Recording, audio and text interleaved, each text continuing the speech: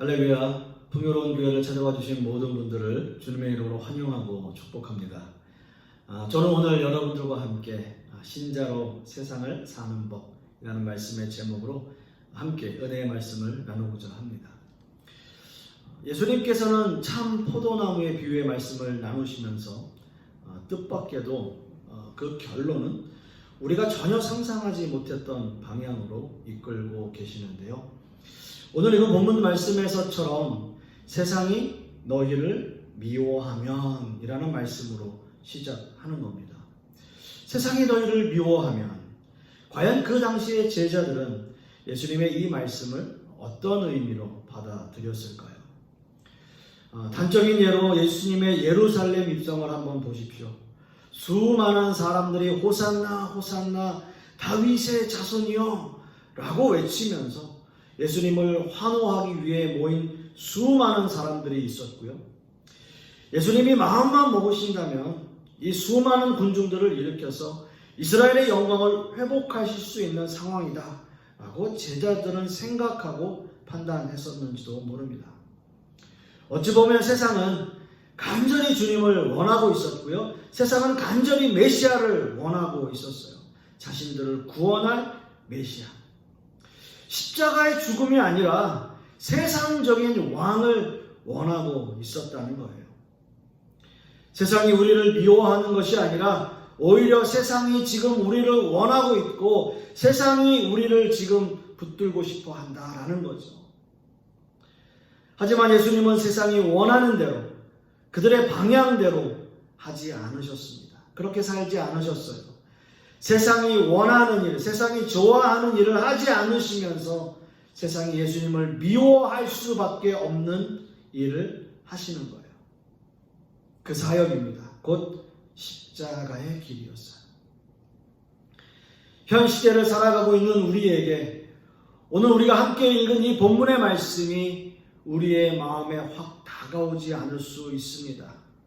왜냐하면 수많은 신앙인들이 세상이 미워하는 일을 하지 않고 살고 있기 때문이죠. 오히려 세상과 타협점을 찾고 어떻게 하면 세상과 잘 어우러져서 살 수 있을까 생각하며 살기 때문이죠. 마치 이런 생각들이 세상 사람들에게 기독교를 좀 더 친근하게 만든다라고 생각하면서 그렇게 사는지도 모르겠습니다. 또한 수많은 교회들이 번영신학에만 몰두해 있는 나머지 세상에서 어떻게 하면 축복받고 잘 살 수 있을까? 그리고 어떻게 하면 세상에서 성공할까라는 것에만 몰두하면서 세상의 복만을 강조한 나머지 기복적인 신앙을 가지고 살게 되는 그러한 것이 지금 이 현 시대의 교회와 신자들의 현실적인 모습 아닐까요? 어느 누가 이런 생각 속에서 자유로울 수 있겠습니까? 예수님은 참 포도나무의 비유를 베푸시면서 내 안에 거하라 라는 말씀을 많이 하셨습니다. 내 안에라는 말씀이 그 짧은 구절 안에서 무려 5번이나 반복적으로 사용하고 있고요. 그리고 사랑 안에라는 단어는 3번, 또 사랑이라는 단어는 무려 9번이나 사용되고 있습니다. 오늘 우리가 이 본문을 읽지는 않았지만 그 바로 윗절에 요한복음 15장 17절 말씀에도 보면 내가 이것을 너희에게 명함은 너희로 서로 사랑하게 하려 함이라 라고 말씀하고 있습니다. 지금까지 하신 말씀들 그리고 오늘 읽은 본문의 말씀의 핵심은 서로 사랑하게 하려는 것이다 라는 말씀입니다. 세상이 우리를 미워하면 너희는 서로 사랑하라. 나의 사랑 안에 거하라. 내 안에 거하라. 라고 말씀하고 계시는 거죠. 여러분 그렇다면 우리는 세상을 어떻게 살아야 할까요? 신자로서 우리는 세상을 어떻게 살아가야 할까요? 우리는 신앙인으로 과연 어디에 속해 있는 사람들일까요? 저는 우리가 속한 이 세상 속에서라는 말씀의 제목으로 2가지의 주제로 은혜의 말씀을 함께 나누기를 원하는데요. 첫째로 우리는 세상에 속해 있지 않다라는 겁니다. 오늘 우리가 함께 읽은 본문 18절과 19절 말씀을 우리가 함께 봅니다. 세상이 너희를 미워하면 너희보다 먼저 나를 미워한 줄을 알라. 너희가 세상에 속하였으면 세상이 자기의 것을 사랑할 것이나 너희는 세상에 속한 자가 아니요 도리어 내가 너희를 세상에서 택하였기 때문에 세상이 너희를 미워하느니라. 아멘. 오늘 이 본문의 말씀에서 먼저 우리가 이 단어에 대한 정의를 분명히 해야 하는데요. 바로 세상이라는 단어입니다. 세상. 오늘 본문에서 세상은 헬라어로 코스모스라고 하는 단어를 사용하는데요. 그 단어의 의미를 보면 질서, 우주, 인류라는 의미를 가지고 있어요. 하지만 오늘 본문의 특성상 여기서 세상은 하나님을 반대하는 악의 영역 또는 악의 무리들이라는 뜻으로 사용되고 있습니다.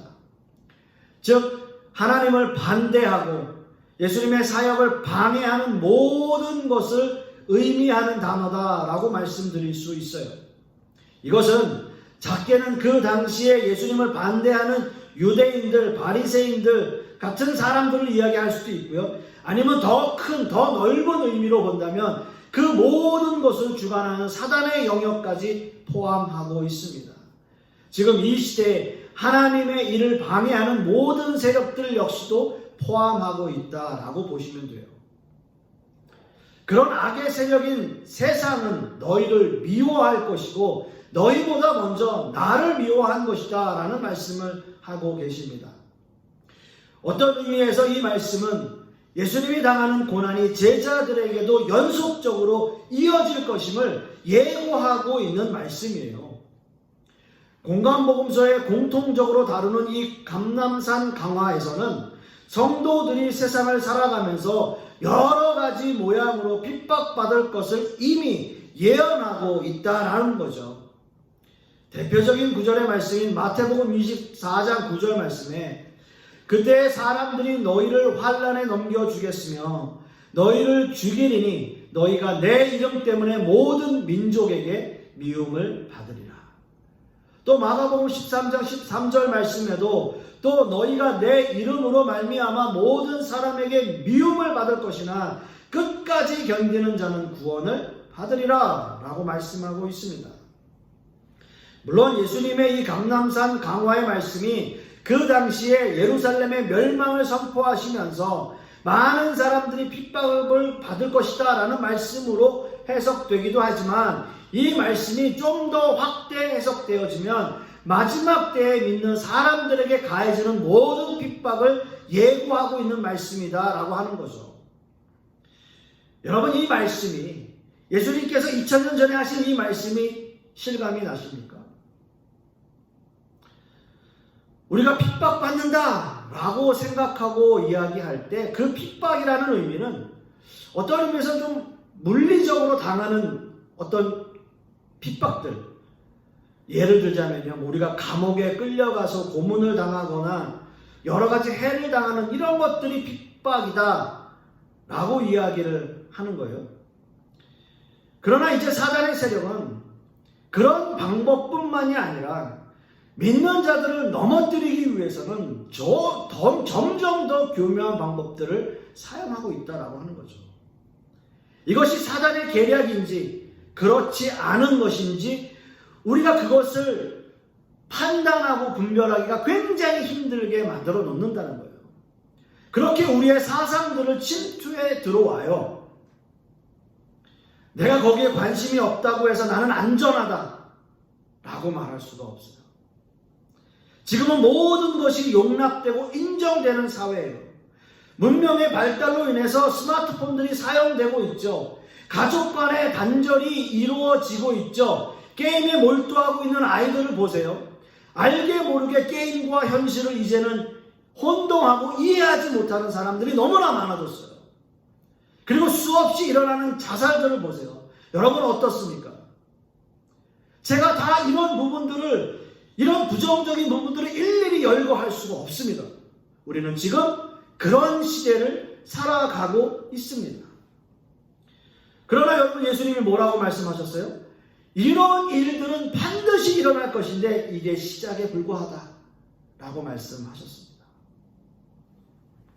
이 모든 것이 우리가 세상에 속하면서 우리가 알게 모르게 세상과 타협하며 살아가고 있는 모습이고요. 세상이 우리를 미워하는 것이 아니라 세상에 속한 사람들로 살아갈 때 우리에게 주어지는 어떤 세상적인 혜택이다라고 생각하며 살게 되는 거죠. 그래서 예수님은 이렇게 말씀하십니다. 너희가 세상에 속하였으면 세상이 자기의 것을 사랑할 것이다. 다시 한번 들어보십시오. 너희가 세상에 속하였으면 그 세상이 자기의 것을 사랑할 것이다. 라고 말씀하세요. 만약 우리가 세상에 속했다면 우리는 세상이 우리를 사랑하는 존재가 되는 거예요. 세상이 우리를 사랑해요. 그래서 자기애가 강해져요. 자기애가 강해지는 거예요. 자존감이라고 요즘 이야기하는 이 자존감이 높아진다는 거 사실은 무서운 겁니다. 자기를 존중해주고 물론 자기를 존중해주고 물론 자존감이 높아야죠. 하지만 다른 의미에서 본다면 사단이 주는 교만이다라고 하는 거예요. 이중적 의미가 있어요. 예수님은 참 포도나무의 비유의 말씀을 하시면서 내 아내라는 말씀 그리고 나의 사랑 아내라는 말씀을 계속 반복해서 말씀하세요. 우리가 어디에 속해 있어야 할지 분명하게 우리에게 말씀하시는 거예요. 그리고 예수님은 다시 이렇게 말씀하십니다. 너희는 세상에 속한 자가 아니요. 너희는 세상에 속한 자가 아니요. 도리어 내가 너희를 세상에서 택하였기 때문에 세상이 너희를 미워하느니라. 내가 너희를 택했다. 내가 너희를 그 세상 속에서 건져냈다. 내가 너희를 세상 속에서 구원해냈다. 너희는 이제 더 이상 세상에 속한 자가 아니다. 여러분 이 말씀이 얼마나 우리에게 위로가 됩니까? 우리는 더 이상 세상에 속한 자가 아니다. 우리는 세상에 속한 사람들이 아닙니다. 우리는 예수님 안에 그리고 예수님의 사랑 안에 속한 자들이에요. 이것이 우리가 속해 있는 장소예요. 또한 오늘 읽은 본문 말씀에서 주님은 우리가 어떻게 예수님 안에 거하게 되었는지 분명하게 말씀하셨습니다. 19절 하반절 말씀을 보시면 너희를 세상에서 택하였기 때문에 너희를 세상에서 이 말씀에서 세상에서라고 하는 거 세상으로부터 라고 번역해도 무관해요. 세상으로부터 우리를 택하였다. 에베소서 2장 2절 3절 말씀을 보시면 그때에 너희는 그 가운데서 행하여 이 세상 풍조를 따르고 공중의 권세 잡은 자를 따랐으니 곧 지금 불순종의 아들들 가운데서 역사하는 영이라. 전에는 우리도 다 그 가운데서 우리 육체의 욕심을 따라 지내며 육체와 마음에 원하는 것을 하여 다른 이들과 같이 본질상 진노의 자녀이었더니 우리는 세상에 속해 있으면서요 우리의 본질은 진노의 자녀들이었다라고 하는 거예요. 따라서 우리는 우리의 힘으로 우리의 노력으로 우리의 자력으로 하나님을 찾을 수도 하나님을 만날 수도 없는 존재였다라는 거죠. 우리는 우리의 죄악의 문제로 인해서 우리 스스로 이 모든 것들을 해결할 수 없는 존재들이었어요. 오직 우리를 구원하실 수 있는 분은 예수 그리스도 한 분뿐이십니다. 그분이 우리를 택하여 주셨기 때문에 그분이 우리를 세상으로부터 구원하셨기 때문에 우리를 구원해내신 거예요. 예수 그리스도로 말미암아. 그래서 세상은 우리를 미워하는 거예요. 그래서 세상은 우리를 미워할 수밖에 없는 겁니다. 세상이 우리를 미워하는 거예요? 우리가 부족해서 우리가 못나서 아닙니다.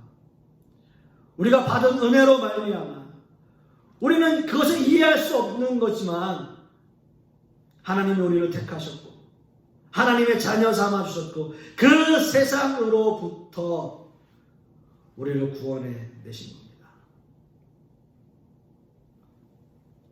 이 모든 것들이 하나님의 은혜요. 하나님의 사랑 안에 우리가 있는 이유입니다. 사랑하는 성도 여러분, 우리는 진정으로 예수님 안에 속한 자들입니다. 이것은 우리가 얻은 노력의 대가가 절대 아니에요. 세상 가운데 있었던 우리를 세상에서 꺼내어 하나님께 속한 자로 하나님께서 옮겨 놓으신 거예요. 그래서 완전한 우리의 신분의 변화이고요, 주님의 은혜의 결과입니다. 여러분, 죄송하지만 신앙인들에게, 신자에게 회색지대는 없어요. 한 발은 세상에, 한 발은 주님께 그렇게 양다리 걸칠 수 없다라는 거예요. 우리는 하나님께 속한 자들이에요. 세상에서 우리를 건져주셨기 때문에 우리는 하나님께 속해 있다는 겁니다. 간절히 소망하기는 예수님 안에 거하면서 예수님께 속해 있는 우리 모든 성도님들 되시기를 간절히 소망하겠습니다. 두 번째는요, 우리가 속한 세상은 우리를 미워한다는 거죠. 오늘 읽은 본문 말씀 23절과 24절의 말씀을 함께 봅니다. 나를 미워하는 자는 또 내 아버지를 미워하느니라. 내가 아무도 못한 일을 그들 중에서 하지 아니하였더라면 그들에게 죄가 없으려니와 지금은 그들이 나와 내 아버지를 보았고 또 미워하였도다. 아멘. 세상은 하나님께 속해 있는 모든 것을 미워합니다. 오늘 읽은 복음 20절 말씀에도 보면 사람들이 나를 박해하였은즉 너희도 박해할 것이요 라고 말씀하고 있어요. 예수님을 따르는 모든 사람들을 미워하는 거예요. 예수님께 속해 있는 모든 것들을 미워하는 거예요. 그렇기에 제자들도 핍박을 당할 수밖에 없는 거예요. 당시에 많은 유대인들과 바리새인들은 예수님을 핍박하였습니다. 그 핍박의 절정은 뭡니까? 그것은 십자가죠. 십자가 사건이에요. 당시에 사람들은 예수님을 죽이기까지 핍박하였던 거예요. 그리고 그 핍박은 제자들에게도 동일하게 적용되고 있었습니다. 이렇게 제자들이 받은 핍박은 결국 예수님에 대한 핍박을 의미하는 거죠. 여러분, 사도행전 9장 4절 말씀을 보시면 예수님을 믿는 자들을 핍박하려고 다메섹에 가는 사울에게 예수님이 나타나세요. 사울아, 사울아, 어찌하여 나를 핍박하느냐? 사울아, 사울아, 어찌하여 나를 핍박하느냐? 라고 말씀하십니다. 당시에 사울은 예수님을 믿는 자들을 핍박하러 떠난 거예요. 예수님을 믿는 사람들을 핍박하려고 가는 그 사울에게 예수님께서 왜 나를 핍박하느냐? 라고 말씀하세요. 예수님의 제자들을 핍박하는 것, 곧 예수님을 핍박하는 것이다 라고 말씀하셨어요. 그렇습니다. 세상이 우리를 핍박하고 미워하는 이유, 세상이 하나님을 미워하기 때문이에요. 세상이 하나님을 거부하고 있기 때문이에요. 세상은 왜 하나님을 미워하는 걸까요? 세상은 왜 하나님을 미워하는 걸까요? 세상은 근본적으로 하나님의 말씀을 따르거나 하나님의 뜻에 순종할 수 없기 때문입니다.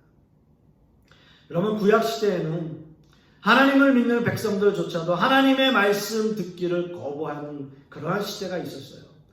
예레미야 16장 11절 말씀에 보면 너는 그들에게 대답하기를 여호와께서 말씀하시되 너희 열조가 나를 버리고 다른 신들을 쫓아서 그들을 섬기며 그들에게 절하고 나를 버려 내 법을 지키지 아니하였음이라 라고 말씀하고 있어요. 죄악된 인간의 모습에는 하나님 말씀 듣기를 거부하고자 하는 본성을 가지고 있습니다. 여러분, 이런 역사는 신약 시대에도 그대로 나타나요. 인간의 몸을 가지고 이 땅에 오신 완전한 하나님이시며 완전한 인간이신 예수님에 대한 사람들의 반응은 이렇게 설명되고 있어요. 요한복음 1장 10절에서 11절 말씀에 그가 세상에 계셨으며 세상은 그로 말미암아 지은 바 되었으되 세상이 그를 알지 못하였고 자기 땅에 오매 자기 백성이 영접지 아니하였느니라. 자기 백성이 영접하지 아니하였으나 이렇게 말씀하고 있어요. 예수님을 영접지 않았던 그 당시의 이스라엘 민족들은 이 땅에 오신 예수님을 믿지 않았을 뿐만 아니라 결국 그 예수님을 십자가에 못 박기까지 했던 거예요. 예수님은 하나님의 명령을 따라 이 땅에 오셨습니다. 예수님은 모든 민족을 구원하시기 위해서 이 땅에 오셨습니다. 요한복음 6장 39절 말씀에도 나를 보내신 이의 뜻은 내게 주신 자 중에 내가 하나도 잃어버리지 아니하고 마지막 날에 다시 살리는 이것입니다. 이것이 예수님의 사명이었어요. 예수님의 뜻이었고요. 하나님의 뜻이었어요. 예수님께서는 이 하나님의 뜻을 자발적으로 순종하셔서 이 땅에 완전한 인간으로 오신 거예요. 따라서 예수님은요, 수없이 많은 기적과 이적을 통해서 예수님 자신이 메시아이심을 계속 드러내셨어요. 계속 밝히셨어요. 오늘 읽은 본문 말씀에도 내가 아무도 못한 일을 그들 중에 하지 아니하였더라면 이렇게 말씀하셨습니다. 즉 예수님께서 하신 공생의 사역은 모두가 다 하나님의 뜻을 따라 예수님이 메시아이심을 증거하는 사역들이잖아요. 물로 포도주를 만드시면서요, 왕의 신하의 아들을 고쳐주셨고요, 38년 된 병자를 고쳐주셨고요, 5,000명을 먹이셨고요, 무리를 걸으셨고요, 나면서 소경된 자를 고쳐주셨고요, 죽은 나사로를 살리시는 그 예수님. 이렇게 예수님의 공생의 사역을 통해서 보면 예수님이 메시아가 아니라면, 예수님께서 메시아가 아니시라면 이런 일을 할 수 없는 거예요. 결국은 메시아이심을 드러내고 예수님의 사역들을 해 가신 거죠. 예수님을 믿지 않는다는 것은 결국 하나님을 믿지 않는 것과 마찬가지라고 하는 거죠. 사랑하는 성도 여러분, 세상은 하나님을 미워하게 되어 있습니다. 세상은 하나님의 말씀을 들으려고 하지 않고요, 하나님께 순종할 마음도 없습니다. 그러나 하나님 역시 세상을 그대로 내버려 두지 않으십니다. 세상은 결국 심판받을 것이고요, 그들의 결국은 사망입니다. 그러나 하나님께서 믿는 자들의 수를 더하시기 위해서 그 심판을 유보하고 계실 뿐이에요. 오늘 본문 22절 말씀에도 내가 와서 그들에게 말하지 아니하였더라면 죄가 없었으려니와 지금은 그 죄를 핑계할 수 없느니라 라고 말씀하고 있어요. 그 죄를 핑계할 수 없느니라 라는 이 말씀, 참으로 무서운 말씀입니다. 참으로 무서운 말씀입니다.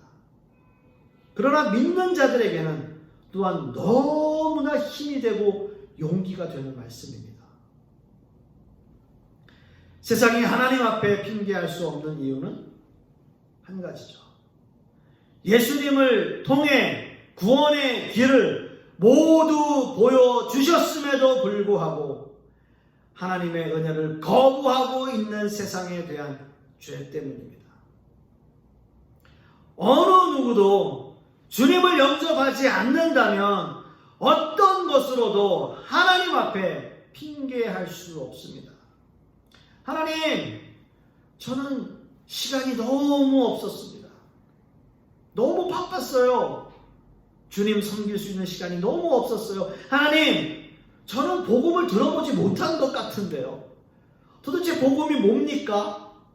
하나님, 저를 전도해주는 사람이 없었어요. 아무도 저에게 교회 가자고 한 사람이 없습니다. 하나님, 저는 사업이 너무 바빠요. 교회 갈 시간이 없습니다. 이런 핑계 하나님 앞에 통하지 않는다고요. 그렇기 때문에 세상은 더욱 하나님을 미워할 거예요. 왜요? 자꾸 세상은 자신들의 숨통을 조여오는 느낌을 가질 수밖에 없기 때문이에요. 그러므로 세상은 더 악랄하게 믿는 사람들을 핍박할 것이고요, 더 교묘한 방법으로 우리의 신앙인들을 넘어뜨리려고 노력할 겁니다. 가장 중요한 것은 이런 세상의 유혹에서 우리가 어떻게 말씀 위에 바로 서고 이런 모든 것들을 이겨내느냐 하는 거죠. 예수님은 이 감람산 강화에서 마지막 때의 징조를 말씀하시면서 제자들에게 이런 당부를 하셨습니다. 또 너희가 내 이름으로 말미암아 모든 사람에게 미움을 받을 것이나 끝까지 견디는 자는 구원을 받으리라. 끝까지 견디는 자는 구원을 받으리라. 여러분, 사도 요한 역시 계시록의 말씀에서 아시아의 7교회에 보내는 편지를 통해서 동일하게 그들에게 요구하는 말씀이 있었어요. 뭐냐면요, 이기는 자입니다. 이기는 자. 세상에 어떠한 어려움과 환난이 너희에게 있다 할지라도 이기는 자에게는 하나님의 은혜가 임함을 말씀하고 있어요. 그리고 요한계시록 21장 7절 말씀을 통해 이런 결론을 맺습니다. 이기는 자는 이것들을 유업으로 얻으리라. 나는 저의 하나님이 되고 그는 내 아들이 되리라. 이기는 자입니다. 이기는 자. 말씀의 결론을 맺습니다. 물론 세상은 우리를 미워하고 우리를 미워하는 이유는 하나님을 미워하기 때문이라고 말씀드렸습니다. 그러나 세상은 우리를 이길 수 있는 방법이 없어요. 주님은 십자가로 말미암아 이미 우리에게 승리를 주셨기 때문입니다. 우리는 이길 수밖에 없는 싸움을 하고 있는 하나님의 백성들입니다. 그럼에도 불구하고 여러분 이기시고 승리하십시오. 신자로 세상을 살아가면서 이기고 승리하시는 저와 여러분 되실 수 있기를 간절히 소망하겠습니다. 기도하겠습니다. 아버지 하나님 감사합니다. 오늘 말씀을 통해서 우리가 어디에 속해 있어야 하는지 분명하게 우리에게 말씀하셨습니다. 예수 그리스도 안에 거하라 라고 말씀하신 그 말씀처럼 우리는 주님 안에 속해 있고 주님의 사랑 안에 속해 있는 자들임을 분명하게 인식하게 하여 주시옵소서. 그러므로 세상이 우리를 미워할 것입니다. 우리를 핍박하고 우리를 넘어뜨리려고 노력할 것입니다. 그러나 예수 그리스도의 그 십자가의 보혈로 이미 승리하신 주님의 그 승리가 우리에게 있는 줄 믿습니다. 세상을 이기며 승리하는 삶 살게 하여 주시옵시고 이번 한 주간도 그리하여 이기는 자가 될 수 있도록 주님께서 역사하여 주시옵소서. 주님 감사드리며 예수 그리스도 이름 받들어 기도드렸사옵나이다.